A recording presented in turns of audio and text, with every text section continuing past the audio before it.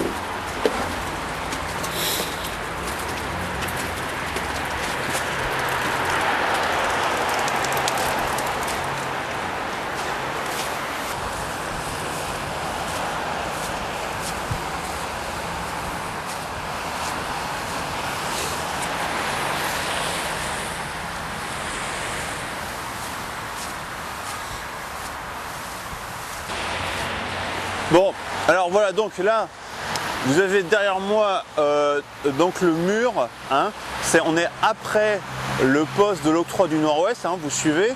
Ensuite, on a eu les locaux techniques de la zone mixte d'activité connexe, hein, ça j'en suis sûr, vous avez reconnu, de toute façon, on est déjà passé par là. Et là, donc, on a le mur de l'autoroute moldave, hein, qui est l'autoroute qu'on appelle la Trans-Gagaouzienne, et qui est en fait l'autoroute qui passe au-dessus du Djibouti. Hein. Bon, on va avoir l'occasion d'en reparler parce qu'en fait on va la suivre. Pourquoi? Parce que l'autoroute moldave, là c'est le bruit de fond, hein, qu'on a depuis tout à l'heure, là c'est un peu gênant, je sais, mais enfin bon.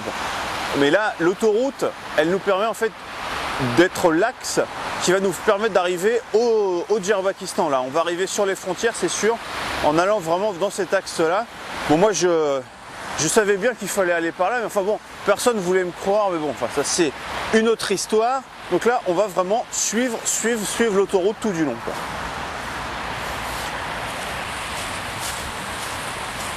Bon, alors voilà, je vais vous dire comment, voilà.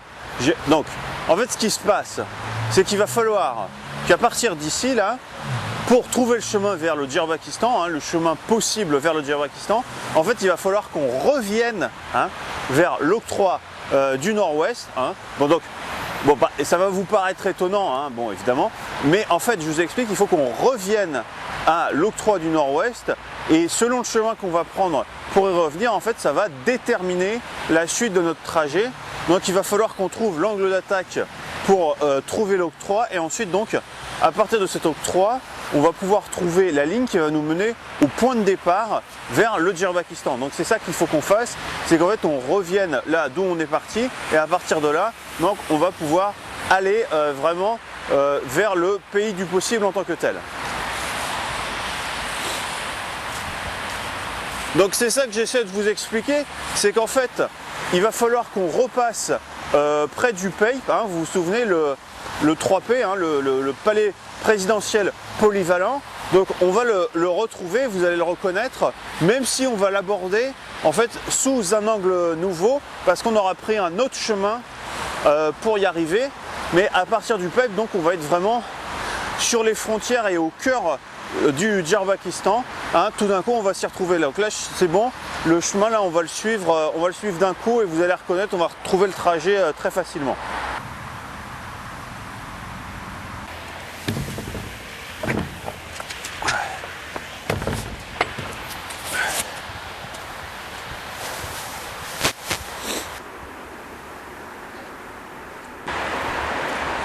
Là vous l'entendez hein, derrière vous, nous continuons à longer la Transgagaouzienne là.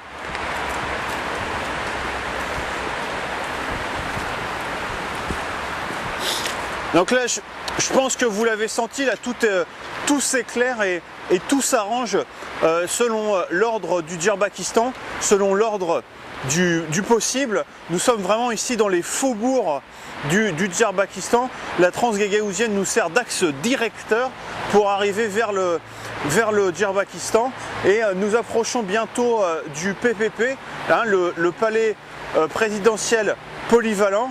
Et vous voyez là derrière moi ces murs là, au-delà de ces murs va se trouver véritablement le PPP.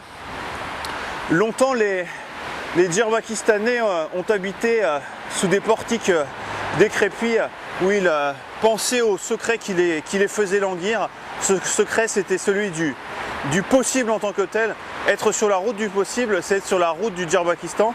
Parce que le pays que nous cherchons, il va se trouver voilà, donc il va se trouver par là, hein, vers le PPP véritablement.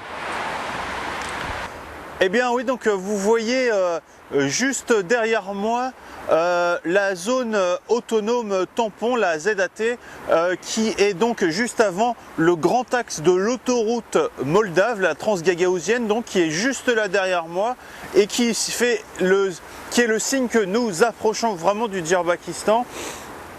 La zone médiane ici est donc ceinturée par les deux espaces de la Moldavie et de la Transgagaouzienne.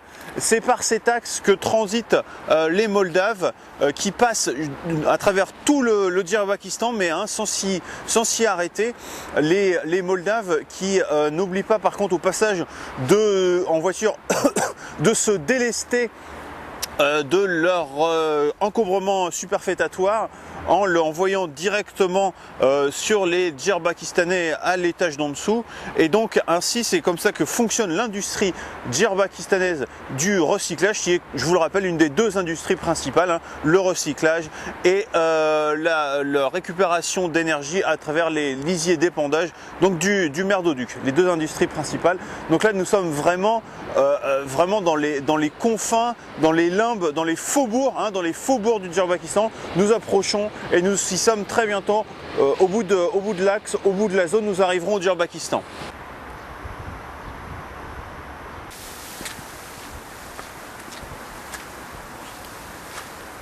Oui, donc là, nous sommes vraiment dans la dernière bifurcation avant d'arriver dans la ligne droite qui mène vraiment vers le point de départ, d'où nous pourrons trouver le chemin qui va nous mener au cœur du Djarbakistan et dans ces tunnels qui sont donc dans les limbes de la Moldavie.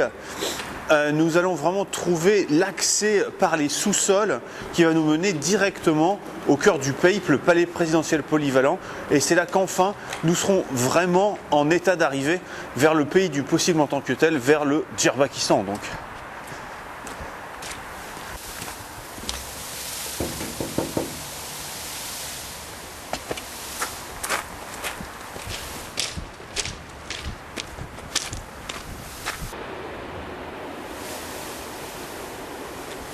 Qui n'avait jamais navigué, qui n'avait jamais navigué, oui, oui.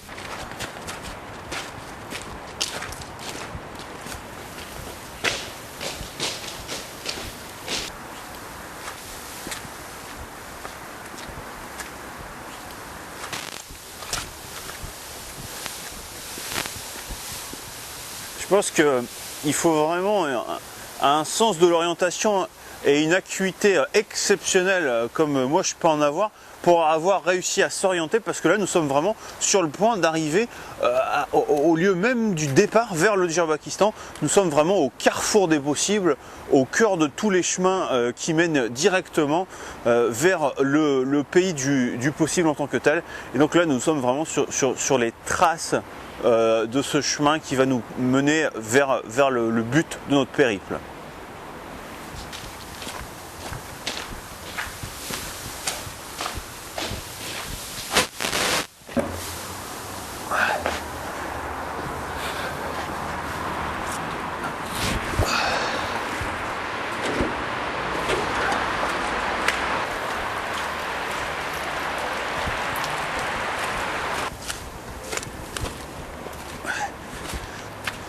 La découverte assez inattendue là, tout là une enclave proto-djerbe, donc vestige des premiers temps du Djibouti. Enfin, on aura l'occasion d'en reparler.